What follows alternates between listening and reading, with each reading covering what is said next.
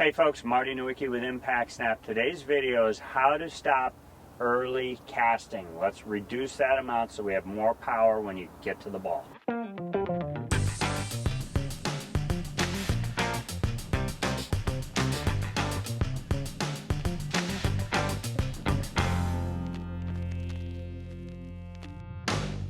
So many golfers are, for whatever reason, the club is the first thing that moves, or they start to uncock their wrists right off the bat. Here are a couple simple drills, okay?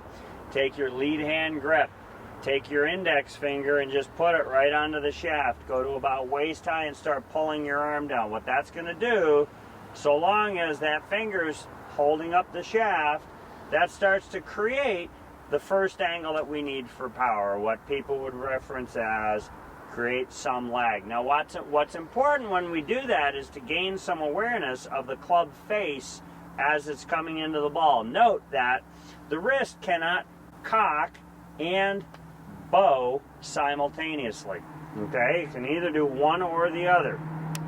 So when I add wrist cock, okay, my wrist can't really bow all that much. It can maneuver a little bit, but I've got to become aware of what we call a square club face relative to the target line. Okay, part 3 of that is I need my body to do some of the work getting the club from waist high down to the ground. So I'm going to need a little bit of turn, okay?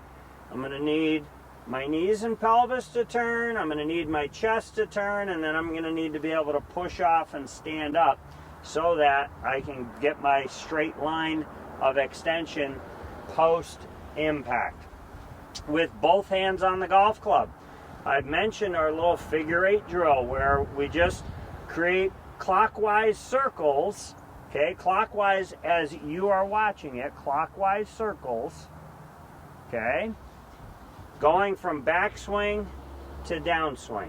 That also can help create this nice little angle between the lead arm and the shaft.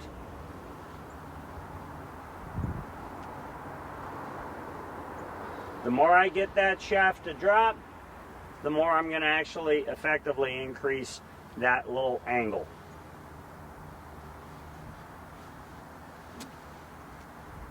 Part 3 of this, again, being very aware of the club face. As I go through impact, I want to make sure that not only my arm's nice and long, but that the club face continues to close post-impact. I don't mind the fact that it's moving downward. Most people that early release also slice the golf ball. So I need you to become aware of not only creating some load or lag, that the club face is more closed here, and it's also more closed here. Note that even though the club face is closed, the space between my body and the butt end of the club is pretty long. Most early casters also tend to pull that in.